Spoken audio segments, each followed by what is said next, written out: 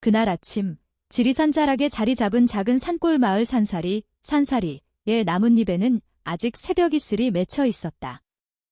서늘한 산 공기 속 하얀 승복을 입은 한 여인이 작은 암자인 청우남으로 향하는 흘길을 조용히 걷고 있었다. 그녀의 이름은 하선 스님. 마을 아이들에게 불경과 글을 가르치는 그녀는 부드러운 말투와 인내심 깊은 성정으로 알려져 있었다. 하선 스님은 본래 이곳 사람이 아니었다. 2년 전 오랫동안 수행하던 강원도의 큰 절을 떠나 호련히 이곳에 작은 암자를 짓고 정착했다. 마을 사람들은 처음에는 그녀를 따뜻하게 맞이했다. 특히 아이들에게 아무런 대가 없이 글을 가르치고 간식을 나눠주는 그녀의 모습에 다들 고마워했다. 하지만 몇 달 전부터 이상한 소문이 돌기 시작했다. 하선 스님, 보통 분이 아니래요. 무슨 신통력이 있다나 봐요. 마을 회관에 모인 아주머니 하나가 목소리를 낮춰 속삭였다. 부사의 술법 같은 걸 익혔다던데. 죽어도 다시 살아난다는 그런 거요? 어머, 무서워라. 그 소문은 몇 주 전 금요일 밤에 일어난 한 사건에서 비롯되었다. 대담한 도둑 하나가 청우남에 몰래 숨어들었던 것이다. 다음 날 아침, 마을 사람들은 암자 앞에서 온몸에 상처 하나 없이 새파랗게 질려 기절해 있는 도둑을 발견했다. 반면 하선 스님은 티끌 하나 다치지 않은 평온한 모습이었다. 그날 이후로 소문은 걷잡을 수 없이 커져갔다. 그날도 하선 스님은 나무벽으로 둘러싸인 작은 법당에서 아이들을 가르치고 있었다. 아이들은 작은 목탁을 앞에 두고 앉아 반야심경을 따라 외고 있었다. 그녀의 목소리는 부드러웠지만 힘이 있었다. 얘들아, 지혜는 경전에서만 오는 것이 아니란다. 맑고 정직한 마음으로 세상을 배우는 데서 오는 것이지. 그녀가 온화하게 미소 지으며 말했다.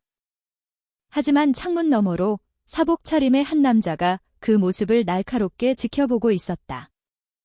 그는 바로 강민준 경장이었다. 최근 서울에서 징계성으로 좌천되어 온 그는 오만하고 권력을 과시하기 좋아하는 성격으로 유명했다. 도시에서의 실패를 이곳 시골에서 만회하려는 듯 그는 뭐든 제멋대로 할 수 있다고 생각했다. 민주는 하선 스님에 대한 소문을 몇 번이고 들었다. 불사의 술법이라. 쳇, 사입이 교주거나 용한 무당이겠지. 한번 파헤쳐 봐야겠어. 그는 속으로 비웃었다. 그날 오후, 그는 아무런 예고 없이 암자로 쳐들어왔다. 하선 스님, 계십니까? 비꼬는 듯한 미소를 머금은 채 그가 말했다. 나무 관세음보살. 무슨 일로 오셨습니까, 경장님? 듣자 하니 여기서 이상한 가르침을 퍼뜨린다던데? 설명 좀 해보시죠. 하선 스님은 그를 조용히 응시했다. 저는 아이들에게 부처님의 지혜를 가르칠 뿐입니다. 그 이상도 이하도 아닙니다. 김민주는 피식 웃었다. 손 하나 까딱 안 하고 사람을 다치게 할 수 있다는 소문도 들었습니다. 대단하시더군요. 제가 믿을 수 있게 조금만 보여주시죠. 몇몇 아이들이 겁을 먹기 시작했다. 하선 스님은 아이들을 안심시켰다. 얘들아, 외우던 경전을 마저 외우거라. 나는 잠시 경장님과 이야기를 나누고 오겠다. 아이들이 밖으로 나가자 민주는 한 걸음 다가섰다. 목소리가 더욱 거칠어졌다. 잘 들어요? 난 내 관할 구역에서 누가 요사스러운 짓 하는 꼴 못 봅니다. 주민들 속이는 거 한 번만 더 내 귀에 들어오면 바로 체포할 거니까. 하선 스님은 여전히 평온했다. 저는 나쁜 뜻을 품은 적이 없습니다, 경장님. 만약 제가 잘못한 것이 있다면 마을 이장님께 정식으로 말씀해 주십시오. 하지만 민주는 이 부드러운 목소리의 여인이 자신을 무시한다고 느꼈고 더욱 화가 치밀었다. 그는 법당의 작은 나무 책상을 손바닥으로 세게 내리쳤고 낡은 창문이 덜컹거렸다. 어디서 발뺌이야. 난 언제든지 당신을 잡아넣을 수 있어. 하선 스님은 길게 숨을 내쉬었다. 법을 존중합니다. 하지만 아이들 앞에서 난폭하게 행동하지는 말아주십시오. 민주는 코웃음을 치며 밖으로 나갔다. 두고 봅시다. 신통력 있다는 스님이 그는 위협적인 말을 남기고 사라졌다. 며칠 후 민주는 계획을 세우기 시작했다. 그는 하선 스님에게 거짓 혐의를 씌워 무너뜨리고 싶었다. 그는 부하 2명과 함께 정기수색이라는 명목으로 밤중에 하선 스님의 암자를 급습했다. 하지만 하선 스님은 이미 그들이 올 것을 알고 있었다. 그녀는 법당에서 조용히 금강경을 독경하고 있었다. 문을 거칠게 두드리는 소리가 들리자 그녀는 자리에서 일어나 평온한 얼굴로 문을 열었다. 무슨 일이십니까? 집안에 부적이나 수상한 물건들을 숨겨두었다는 제보가 들어왔습니다. 수색해야겠습니다. 하선 스님은 두려움 없이 그들을 안으로 들였다. 그녀의 거처는 단출했다. 작은 방 하나, 불경이 가득 꽂힌 책장, 그리고 구석에 놓인 낡은 자복이 전부였다. 살펴보십시오. 저는 경전 외에는 가진 것이 없습니다. 김민주는 옷장을 뒤지기 시작했다. 아무것도 찾지 못하자 그는 일부러 약수터에서 떠온 물이 담긴 작은 병을 바닥에 떨어뜨리며 소리쳤다. 자, 여기 증거가 있군. 그것은 약수입니다. 경장님. 하선 스님이 부드럽게 답했지만 민주는 오히려 그녀를 벽으로 밀쳤다. 거짓말 마. 이걸 증거물로 삼을 수 있어. 그 순간 하선 스님의 얼굴이 창백해지기 시작했다. 하지만 그것은 두려움 때문이 아니었다. 그녀는 고개를 숙였다. 입술이 작게 움직이며 무언가 알아들을 수 없는 소리를 냈다. 집안의 공기가 갑자기 무겁게 가라앉았고 등불이 깜빡였으며 차가운 바람이 불어와 커튼을 흔들었다. 민준과 그의 부하들은 갑자기 숨이 막히는 듯한 압박감을 느꼈다. 그들 중 하나가 소리쳤다. 경장님, 이게 무슨 일입니까? 하선 스님이 천천히 눈을 떴다. 그녀의 눈빛은 평소와 달리 강렬하고 날카로웠다. 경장님, 그녀가 차분한 어조로 말했다. 죄 없는 사람을 괴롭히지 마십시오. 당신들은 선을 넘었습니다. 민준의 몸이 무겁게 느껴졌고 무릎이 후들거렸다. 그는 말을 하려 했지만 목소리가 나오지 않았다. 그의 눈에는 하선 스님의 얼굴이 마치 빛나는 것처럼 보였다. 무섭다기보다는 설명하기 힘든 강인함이 느껴졌다. 몇 초 후 그들 모두는 마치 강한 바람에 밀려난 것처럼 뒤로 넘어져 암자 마당에 나뒹굴었다. 민주는 숨을 헐떡이며 바닥에 쓰러져 있었다. 하선 스님이 천천히 밖으로 나오며 말했다. 누구도 해치고 싶지 않습니다. 하지만 다시는 나쁜 의도를 가지고 찾아오지 마십시오. 다음 날 아침 그 소식은 순식간에 퍼져나갔다. 그 오만한 강 경장이 하선 스님 집 앞에서 큰 코 다쳤대. 시장에서 한 주민이 외쳤다. 어떤 이들은 하선 스님이 흑마술을 썼다고 비난했고 다른 이들은 하늘이 내린 벌이라고 말했다. 하지만 지혜로운 마을 이장인 이 씨가 나서서 주민들을 진정시켰다. 뜬 소문 퍼뜨리지 마시오. 우리 모두 하선 스님이 좋은 분이라는 걸 알지 않소. 차분히 이야기해 봅시다. 하선 스님은 해명을 위해 마을 회관으로 불려갔다. 그녀는 평온한 얼굴에 소박한 하얀 승복 차림으로 나타났다. 민준도 그 자리에 있었지만 그의 얼굴은 창백했고 수치심과 혼란으로 가득 차 있었다. 발언 기회가 주어지자 민준은 작은 목소리로 겨우 말했다. 무슨 일이 있었는지 모르겠습니다. 무언가에 이끌리는 느낌이 들었고 저절로 넘어졌습니다. 하선 스님은 고개를 숙였다.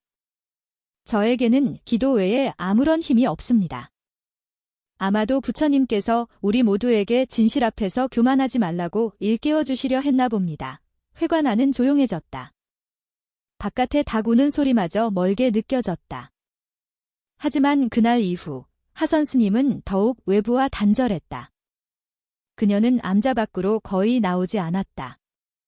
많은 주민들이 여전히 그녀를 존경했지만 두려워하기 시작한 이들도 적지 않았다. 오직 몇몇 아이들만이 여전히 몰래 그녀를 찾아와 그를 배울 뿐이었다. 한편 민주는 불안에 떨기 시작했다. 매일 밤 악몽에 시달렸다. 귓가에는 한 여인이 연부라는 소리가 맴돌았고 눈부신 흰빛과 갑자기 찾아오는 숨막히는 압박감에 잠을 설쳤다. 그는 하선 스님이 인간의 상식으로는 설명할 수 없는 힘을 가졌다고 확신했다. 그리고 그 사건이 있은 지 1회째 되던 밤, 그는 다시 한번 하선 스님의 암자를 찾아갔다. 이번에는 혼자였다. 그는 그 여인의 정체가 무엇인지, 그리고 사람이 죽지 않는다는 그 술법에 대한 이야기가 정말 사실인지 알고 싶었다. 산사리의 밤은 고요했다.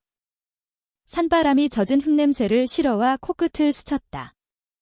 멀리서 개 짖는 소리가 간간히 들려왔다. 하선 스님의 소박한 암자에는 등유등불이 희미하게 빛나고 있었다.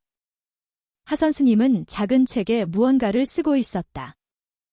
아무에게도 보여준 적 없는 그녀의 일기였다.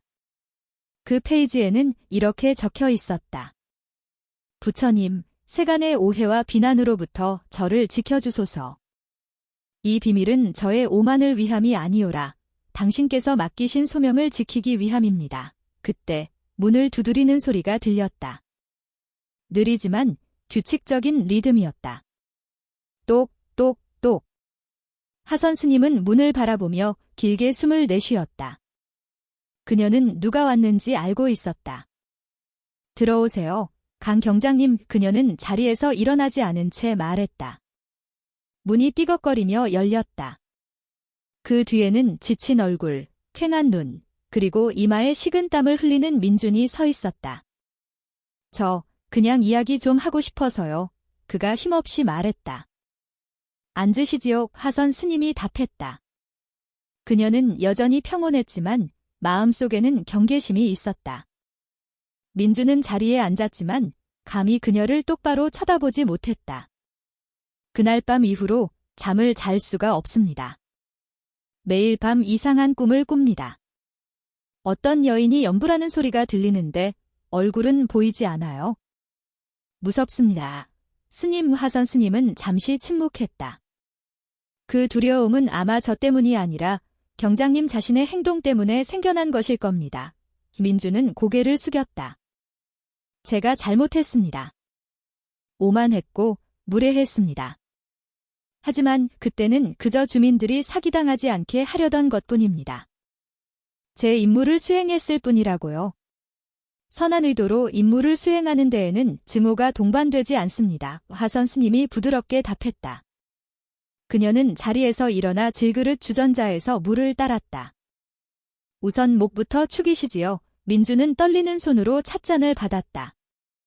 그는 하선 스님을 오랫동안 바라보았다. 사람들이 스님께 불사의 술법이 있다고들 합니다. 죽어도 다시 살아나는 술법 말입니다. 그게 사실입니까? 하선 스님은 희미하게 미소 지었다. 무언가를 알고자 하는 사람은 듣고 싶지 않은 진실까지도 들을 준비가 되어 있어야 합니다. 그녀는 말을 이었다. 소문 속의 그 술법은 사람들이 생각하는 것과 다릅니다. 경장님. 그것은 마법도 죽음에 도전하는 힘도 아닙니다.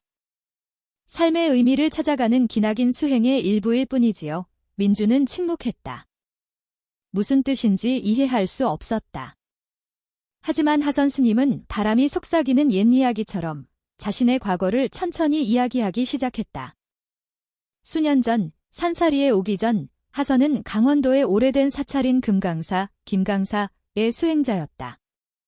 그곳의 주지인 혜원선사는 청빈하고 높은 경지에 이른 고승으로 존경받고 있었다. 하선은 평범한 제자가 아니었다. 어릴 적 부모를 잃은 고아였던 그녀를 혜원선사가 거두어 불경과 교리, 그리고 참선을 가르쳤다. 하지만 선사가 그녀에게 가장 자주 가르쳤던 것은 모욕과 고통을 견디는 인내였다. 하선이 겨우 20살이 되던 어느 날 밤, 혜원 선사가 사악한 술법을 익혔다고 비난하는 한 이단 무리가 저를 습격했다. 법당과 경전이 불탔다. 하선은 어린 동자승들을 보호하려 애썼지만 혜원 선사는 그들에게 붙잡혀 심한 구타를 당했다. 죽음의 문턱에서 혜원 선사는 하선의 손을 잡고 속삭였다. 얘야, 기억하거라. 우리의 도는 죽음을 거스르는 것이 아니라 삶을 기억하기 위한 것이다. 자신의 본질을 꿰뚫어 보는 자는 주어진 소명을 다하기 전까지는 쉬이 쓰러지지 않는 법이다. 하선은 그날 밤새도록 울었다. 혜원 선사가 입적한 후 그녀는 속세를 떠나 홀로 수행에 정진했다. 수년간 연불과 참선, 그리고 고행을 통해 그녀는 마침내 말로 설명할 수 없는 어떤 경지를 느끼게 되었다. 그것은 초능력이 아니라 죽음에 대한 두려움을 초월한 평온함이었다. 그녀는 스승이 물려준 불사의 도가 마법이 아님을 깨달았다. 그것은 영혼을 일깨우는 법, 즉 육신이 상처받고 시험에 들 때에도 의미와 깨달음 속에서 살아남는 능력이었다.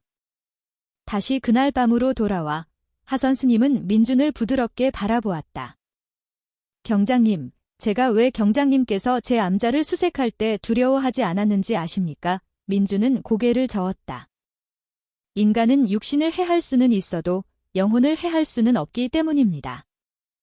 영혼은 기도와 믿음과 함께 살아 숨쉽니다. 그것이 바로 제가 아는 전부입니다. 민준은 마른 침을 삼켰다. 하지만 그때 저희는 왜 모두 쓰러졌던 겁니까? 마치 이상한 힘에 끌려가는 것 같았습니다. 그것은 저 때문이 아닙니다. 경장님. 아마도 경장님께서 나쁜 의도를 품고 오셨기 때문일 겁니다. 부처님께서 저를 지켜주신 것은 제가 신통해서가 아니라 제가 매일 가르치는 아이들의 순수한 마음 때문일지도 모릅니다. 하선 스님은 책장에 꽂힌 작은 법화경을 꺼내 들었다. 부처님께서는 이렇게 말씀하셨습니다. 두려워하지 말라. 내가 너희와 함께 듣고 보노라. 이 말씀을 진정으로 믿는 자는 그 누구 앞에서도 흔들리지 않습니다. 민준은 오랫동안 고개를 숙였다. 가슴을 짓누르는 깊은 수치심이 밀려왔다. 죄송합니다. 제가 스님을 함부로 의심했습니다. 그저 제 안의 두려움을 지울 수가 없었습니다. 두려움은 마음이 아직 살아있다는 증거입니다. 하지만 그것이 증오로 변하게 두지는 마십시오. 민준은 자리에서 일어나 작별 인사를 하려 했다. 하지만 그가 문으로 향하기 전 하선 스님은 나지막이 말했다. 경장님, 꾸시는 꿈을 조심하십시오. 그것은 방해가 아니라 경고입니다. 경장님의 과거에 아직 해결되지 않은 무언가가 남아 있습니다. 민준은 의아한 표정으로 그녀를 바라보았다. 무슨 뜻입니까? 과거에 죄 없는 사람을 해친 적이 있으시지요? 민준은 그 자리에 얼어붙었고 얼굴이 굳어졌다. 서울에 있을 때 단속 중에 한 젊은이를 총으로 쏜 적이 있습니다. 저는 그가 강도인 줄 알았지만 아니었습니다. 하선 스님은 천천히 고개를 끄덕였다. 그 꿈은 저주가 아니라 용서로 가는 문입니다.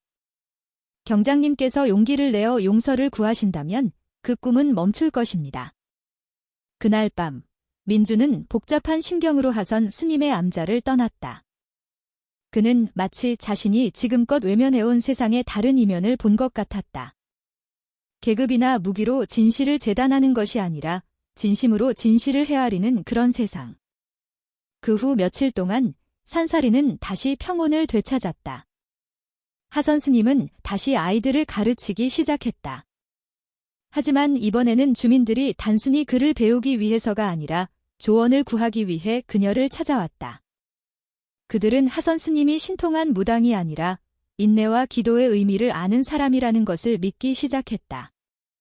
한편 민준은 완전히 다른 사람이 되었다. 그는 대가 없이 주민들을 돕고 마을의 공동작업에 참여했으며 심지어 하선 스님의 암자 근처 작은 법당에서 불경을 배우기 시작했다. 하지만 한 가지 풀리지 않는 것이 있었다. 매일 밤 기도를 할 때마다 그는 꿈에서 혜원 선사의 모습을 보았고 내 안에서 죽어있는 것을 살려내라. 그러면 진정한 불사의 도를 깨닫게 될 것이다라는 나지막한 속삭임을 들었다. 그 말은 그를 혼란스럽게 했지만 이상하게도 그 목소리를 들을 때마다 마음이 더 차분해졌다. 어느 날 오후, 하늘이 주황빛으로 물들기 시작할 무렵, 민준은 암자로 찾아갔다. 하선 스님은 툇마루에 앉아 아이들에게 나눠줄 책을 준비하고 있었다. 스님, 그가 조용히 불렀다. 배우고 싶습니다. 무엇을 배우고 싶으십니까? 사는 법을 배우고 싶습니다. 하선 스님은 미소 지었다. 그것이 바로 수행의 시작입니다. 그들은 오랫동안 마음에 대해, 과거의 실수에 대해, 그리고 죽은 희망을 살릴 수 있는 기도에 대해 이야기했다. 하선 스님은 결코 스승처럼 말하지 않았다. 인내심 있게 일깨워주는 어머니 같았다. 민주는 마침내 눈물을 흘렸다. 처음으로 그의 눈물은 두려움 때문이 아니라 오랫동안 교만 속에서 살아온 후 느끼는 가벼움 때문이었다. 하지만 그 평온함이 오래가지는 못했다. 도시에서 나쁜 소식이 전해졌다. 민준이 과거의 사건으로 재조사를 받게 될 것이라는 통보였다. 그는 자신의 과거가 그렇게 쉽게 지워지지 않는다는 것을 알았다. 하지만 이번에는 당황하지 않았다. 그는 하선 스님에게 작별 인사를 하러 갔다. 아무래도 서울로 돌아가야 할 것 같습니다. 스님. 무슨 일이 일어날지는 모르겠지만 도망치고 싶지는 않습니다. 하선 스님은 그저 이렇게 말했다. 평온한 마음으로 가십시오. 죽음을 두려워하지 마십시오. 진실 없이 사는 것을 두려워하십시오. 민주는 고개를 끄덕이고는 차분한 얼굴로 길을 떠났다. 멀리서 하선 스님은 그가 떠나는 모습을 지켜보았다. 저녁 바람이 그녀의 하얀 승복 자락을 부드럽게 흔들었다. 그녀는 민준의 여정이 이제 막 시작되었으며 아마도 사람들이 상상하는 것처럼 끝나지는 않을 것이라는 것을 알고 있었다. 그날 밤 비가 세차게 내렸다. 번개가 때때로 산사리 위 하늘을 가르며 번쩍였다. 작은 암자에서 하선 스님은 등유 등불 앞에 앉아 경전을 마주하고 있었다. 바람에 등불이 흔들렸다. 그녀는 무언가 다가오고 있음을 직감했다. 어떻게 아는지는 몰라도 큰 시련이 닥칠 때마다 항상 그런 예감이 들었다. 멀리서 오토바이 소리가 들려왔다. 두 대의 큰 오토바이가 그녀의 암자 앞에 멈춰섰다. 창문 너머로 하선 스님은 검은 재킷을 입은 3명의 남자가 내리는 것을 보았다. 그들은 손전등을 들고 있었고 재킷 안에는 무언가를 숨기고 있었다. 그들 중 하나가 거친 목소리로 외쳤다. 하선 스님. 경찰이다. 강민준 경장 사건에 대해 이야기 좀 해야겠다. 하선 스님은 거칠게 두드려지는 문을 바라보며 자리에서 일어났다. 들어오시지요. 문이 열리자마자 3 남자는 허락도 없이 안으로 들어왔다. 그들 중 하나가 즉시 영장을 내밀었다. 당신을 경찰서로 연행하라는 명령이요. 당신이 주민들을 선동하여 공권력에 저항하게 했다는 혐의가 있소. 하선 스님은 날카롭게 그들을 응시했다. 누가 그런 혐의를 씌웠습니까? 새로 부임한 서장님이시다. 그리고 어제부터 강민준 경장도 실종 상태라고 하더군. 마지막으로 당신과 함께 있는 것이 목격되었고 하선 스님은 침묵했다. 마음속에 불길한 예감이 스쳤다. 민주는 분명 어제 서울로 돌아간다고 인사를 했지만 그 이후로 아무런 소식이 없었다. 한편 도시의 경찰서에서는 팽팽한 긴장감이 감돌았다. 강경하고 야심만만하기로 소문난 신임 서장 최진혁 총경은 하선 스님이 흑마술을 이용해 민준을 포함한 주민들에게 영향력을 행사했다는 증거를 가지고 있다는 익명의 제보를 받았다. 만약 그 여자가 정말 사람들을 복종시키는 요상한 힘을 가졌다면 이건 위협이 될 수 있어 최 총경이 말했다. 오늘 밤 당장 체포해. 그리하여 그의 부하 3명이 마을로 떠났다. 하지만 그들은 민준이 오히려 이 모든 것이 경찰 내부의 누군가가 꾸민 모함이라는 증거를 찾아 다시 마을로 향하고 있다는 사실을 알지 못했다. 하선 스님의 암자에서 3명의 경찰은 집 안을 뒤지기 시작했다.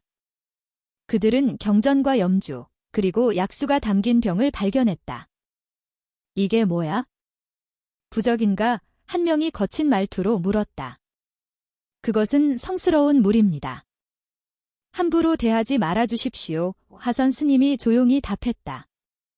하지만 그들 중 한 명인 젊은 경찰 하리는 즉시 그 병을 발로 차 깨뜨려 버렸다. 약수가 바닥에 쏟아졌다. 하선 스님은 눈을 감았다. 마음속으로 기도를 올렸다. 하지만 하리가 더욱 가까이 다가와 그녀의 뺨을 때리려던 순간 열린 창문으로 갑자기 강한 바람이 불어닥쳤다. 등불이 꺼지고 모든 것이 어둠에 잠겼다. 무언가 떨어지는 요란한 소리가 들렸다. 두 경찰이 소리쳤다. 팀장님, 이게 무슨 일입니까? 어둠 속에서 하리는 보이지 않는 무언가에 맞은 것처럼 벽으로 내동댕이 쳐졌다. 그의 몸은 뻣뻣하게 굳었다. 등불이 다시 켜졌을 때 하선 스님은 여전히 같은 자리에 앉아 있었다. 눈은 감겨 있었고 얼굴은 평온했지만 집안의 공기는 달라져 있었다. 마치 그녀의 기도와 숨결 사이에서 무언가 살아 움직이는 것 같았다. 다른 경찰들은 겁에 질려 하리를 끌고 밖으로 나갔다. 그들 중 하나가 권총을 겨누었다. 꼼짝 마, 하선 스님이 천천히 눈을 떴다.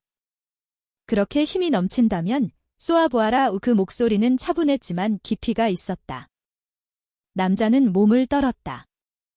방아쇠에 걸린 손가락이 심하게 떨렸다. 그는 방아쇠를 당기고 싶었지만 그럴 수 없었다.